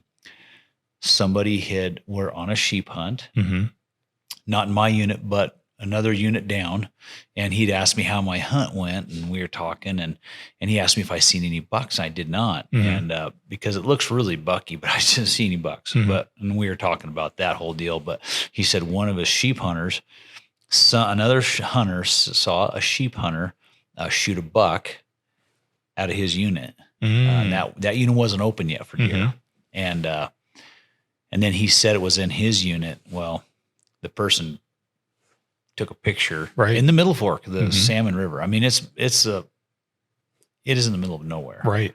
And, but there's enough people out there. They took a picture. The fishing game went and they found the gut pile. And, he got a nice ticket out of it. And rightfully so, man. Yeah. I mean, I think they should for sure. I mean, I think immediately you should get your license taken away for a few years. Yeah. I mean, there's some people who make honest mistakes. And I get that. But there's so much equipment now that it's hard to make that mistake. Like you can look on Hunt X, you can download a map of where you're hunting on Hunt X, and you can see exactly where you're standing and what unit you're on and whether you're on public land, private land, BLM, national forest. Like you can see exactly where you're at. And we all have a phone. Yeah. I mean, most 6-year-olds, 8-year-olds, they're getting them now. It's just like, and so, we all have one. And we all, you can buy a really nice rifle that shoots really well for just, right. You'll be under $1,000. You can have a Leopold scope and like a Ruger American or something. And I have some friends that shoot them. Yeah, and they shoot great. Traditional standard Ruger. I love it. Yeah. And I mean, I hated it for the first couple of years because you missed a deer. Because I missed a deer and blamed the gun. It's a poor carpenter who blames his tools. I told all of the gunsmiths I know, there's something wrong with this gun. They would take it and shoot it and be like, there's nothing wrong with this gun. I forgot how to shoot, I think. After that many years of shooting with the same gun, I just learned that one gun so well that when I went to shoot this new one, I was like, nope, there's something wrong with this. Yeah. The trigger was way more sensitive, which is a good thing. And the scope was way more zoomed in, a good thing. And I just could not get used to it until now. Now I'm good. Maybe it was buck fever. It could be. I got really bad buck fever this year. Did I tell you my story this year? No. Gosh, you're going to laugh. Is this it? No, this is... This is not that buck.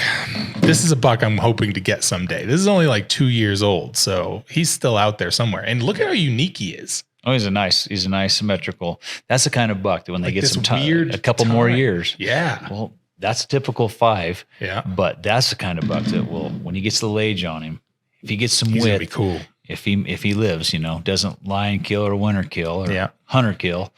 That'll be a nice buck. I'll find him. I'm sure I'm the only one who's scared him out of that area at this point in the last 2 years. What's funny is I followed him and his tracks ran all the way down to the main highway. And that was following him for 3.5 miles. I kept side hilling this mountain and we were way back there out in the middle of nowhere. We were 3.5 miles away from a highway, but I kept following his tracks all the way down. And sure enough, I could watch his tracks in the snow go all the way down to the highway. And he crossed it? Yeah, crossed the highway. Left. So he went from 48 to 49. Yeah. But I still haven't seen, I don't see a lot of bucks come out of here with this extra tine anymore. So I'm excited to see if anyone does end up getting one like him in that area. I'm sure he'll be back. Oh, yeah. Well, I've been hearing of a couple guys who have shot some 5.55 bucks. Mm-hmm. One, we were talking about areas and where I hunt, and so. Yeah, can you point it out on a map for me? Oh man, I wish. It's really nothing. It's really nothing that spectacular. It's like I tell some of the other guys, it's how you hunt it. It's how you hunt it, and totally agree. I kind of figured out over the years where the bucks like to hang. Mm-hmm. And then I figured out, and most of it, is trial and error.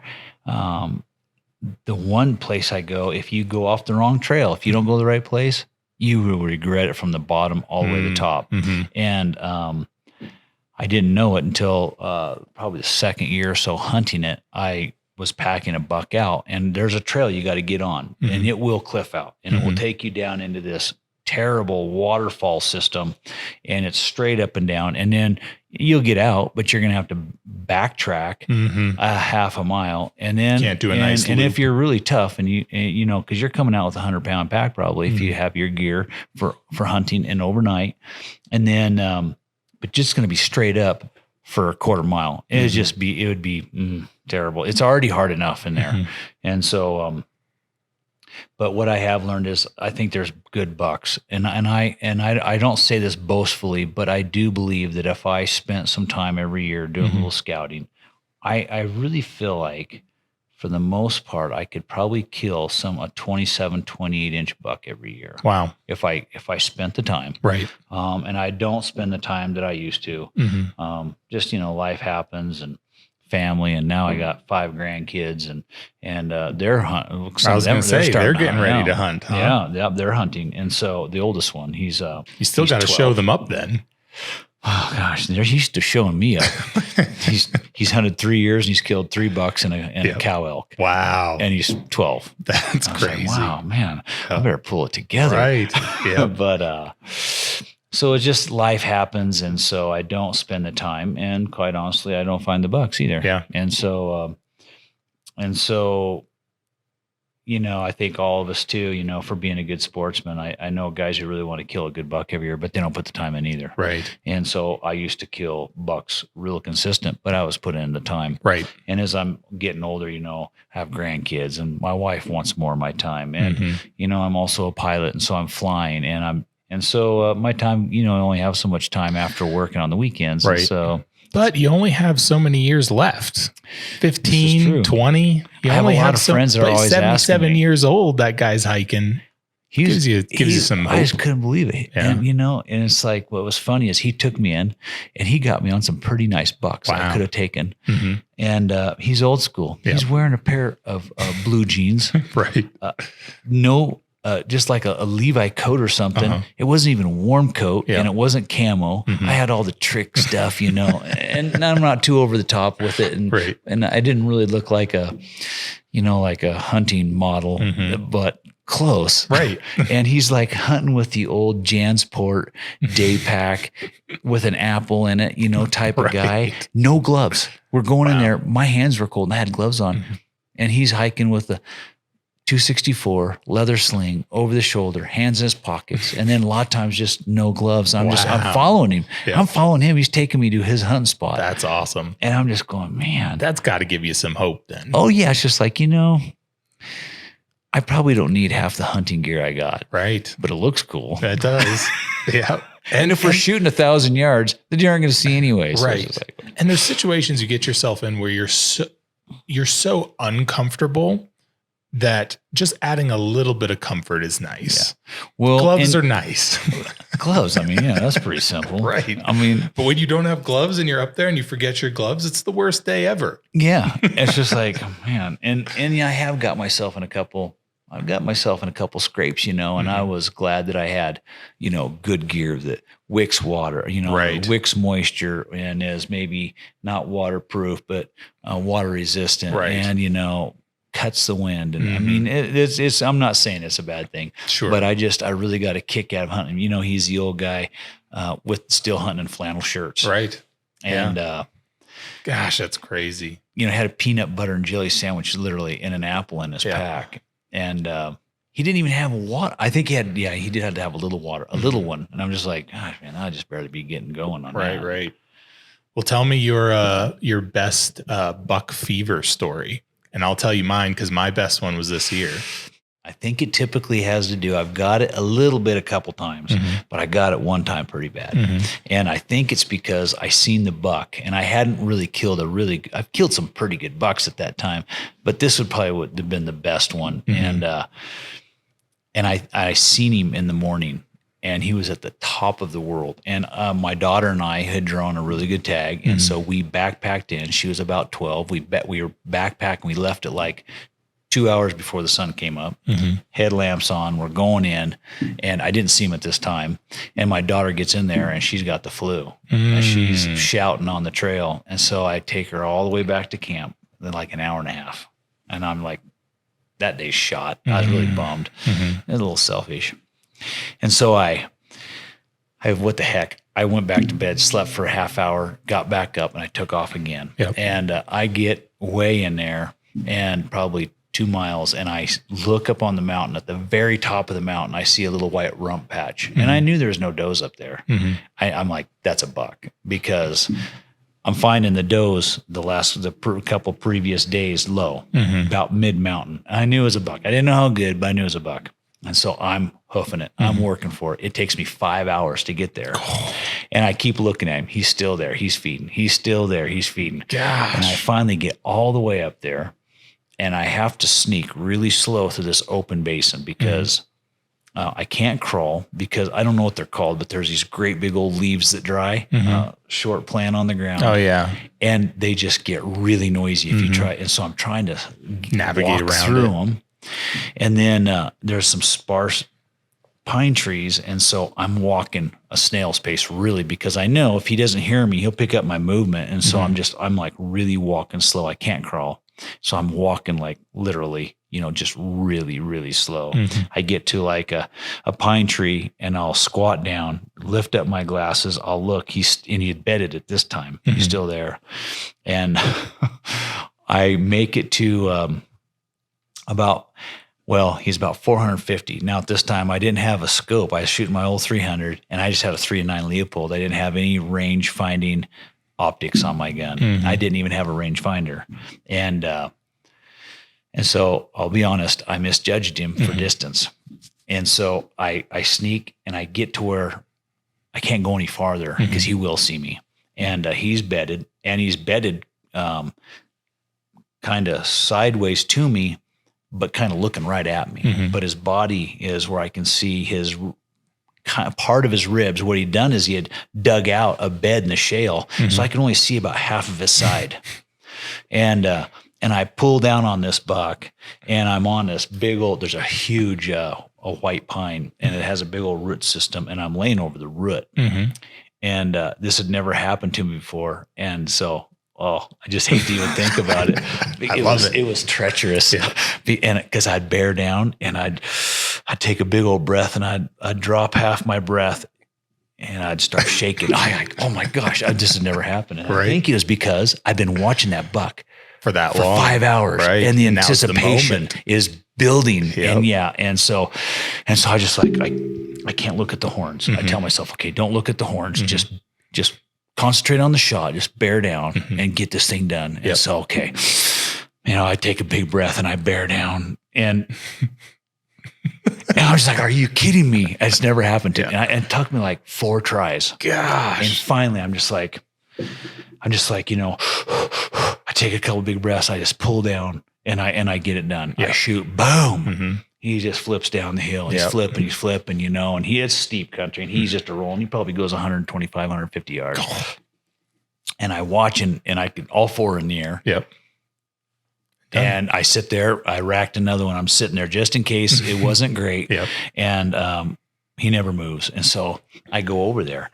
Well, when I cape him out, and I roll him over, and his back's got a hole like the size of a orange. And it's just filled with shale. I'm like, that's weird. That is weird. And so I was like, what the heck? And I cape him, and I start, I cut off his legs, and I get down in there, and I can't find the bullet, but I find a little bit of fragments. And so I'm like, that's weird, So I hike up the mountain to where his bed was, and I can see the whole story. And what I did was I completely missed, but I killed him. And so he was bedded in the shale, and I shot, and I'm just using Kentucky windage and elevation. Right.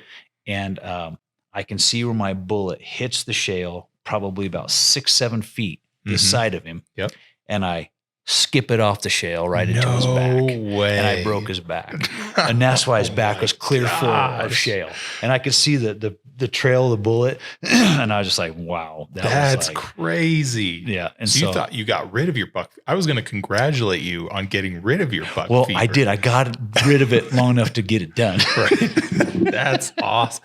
He was my first buck I put on the wall. That's the luckiest bad shot I've ever heard. He was 28 7/8. Gosh. 4 point, and just really deep, really even. but off his skull plate, straight This is up. what I'm talking about. God loves some people way more than he loves other people. Sometimes he does need to do this with me. Sometimes he Put puts you in the your pressure place, on yeah. just like anybody else, Right, and he right. feeds me a little humble pie. And You worked for this buck. oh, I worked. The shot was just, oh man, that's crazy. And then I was just like, I can't believe it. Off his skull plate, yeah. not following his main beams, but Yeah. off his skull plate, he's straight up. You know what? He's longer if you Yep. follow the main beams. He's 27 3/4 tall. Gosh. So he's like this tall. That's But he's only awesome. 28 and 5/8 or 7/8. I can't remember now. I'm a big fan of the taller, less wide bucks. He's probably one of the best. He's not the coolest or the widest that I've killed, but Yeah. he probably scores the best to Yeah. this day. And a big storm's rolling in, and I cape him and I pack the head out. I roll into camp. My wife and daughter there, like 2 a.m. Yep. And it dumped so hard I couldn't make it back in there for 3 days. Wow. And I seen the big storm coming. I cut his legs off.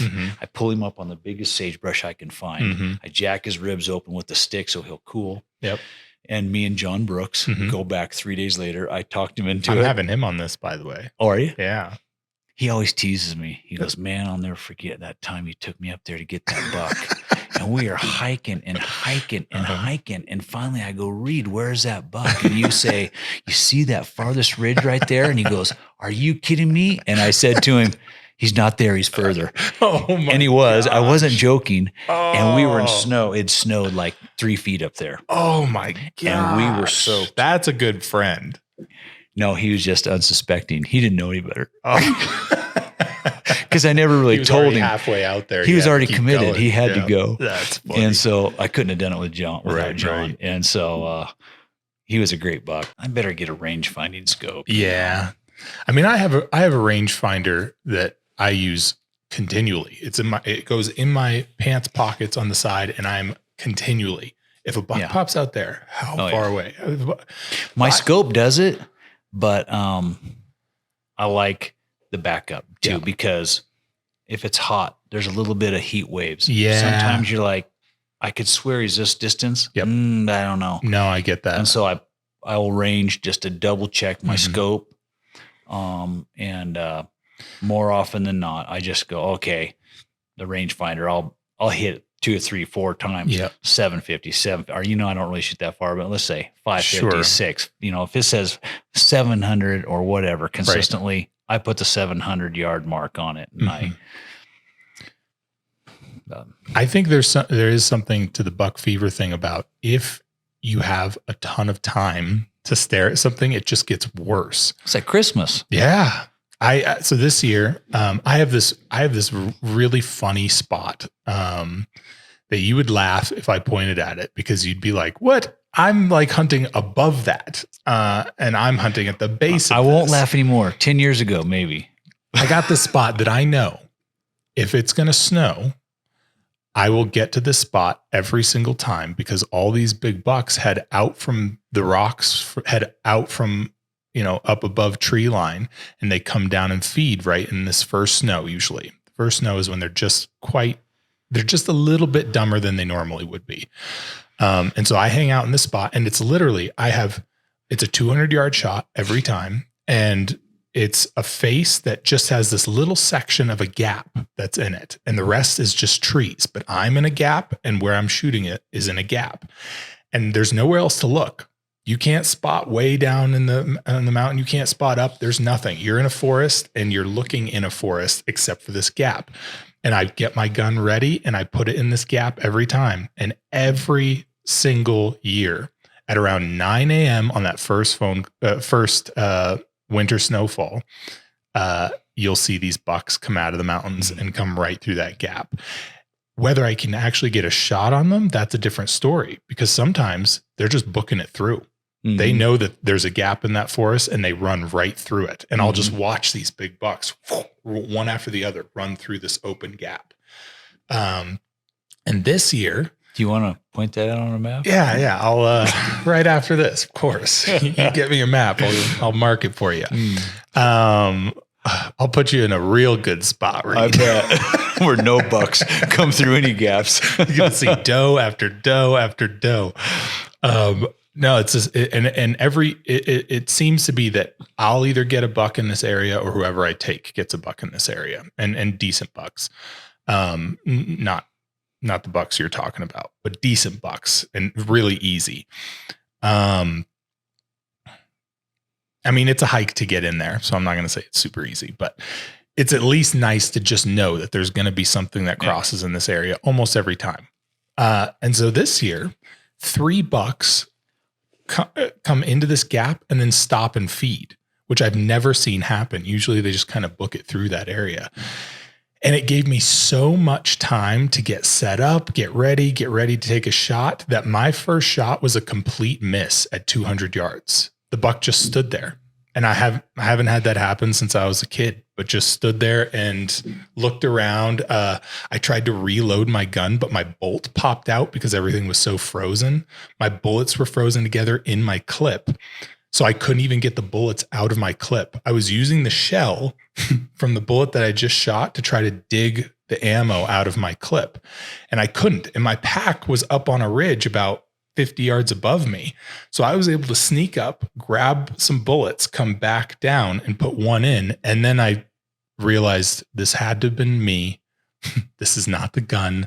I calmed down. I got really low on my tripod, took a shot and hit it right through the heart. But my first shot completely missed at 200 yards. And if I didn't hit it on that second one, I would have thrown that gun down the mountain and blamed the gun for the rest of my life.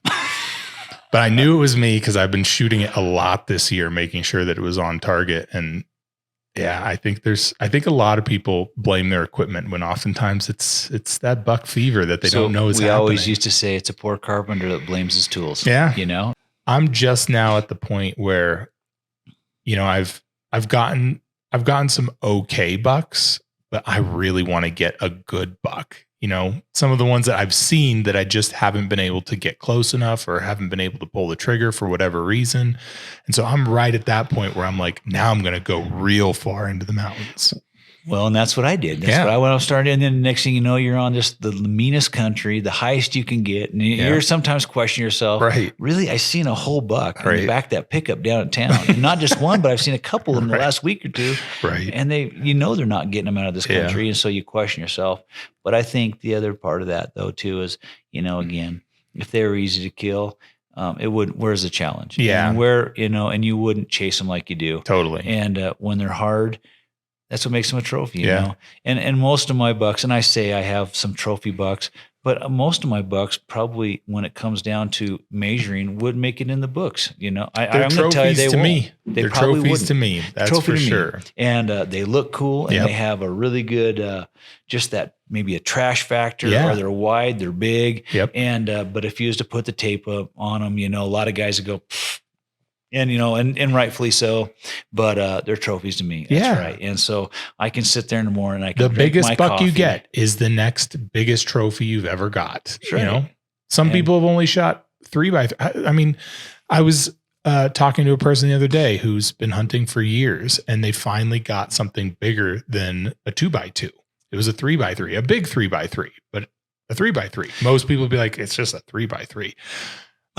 But they were so stoked to talk about this animal. And to them, that was their trophy. Right. And they got really good meat out of it. Yeah. Because it's a younger buck.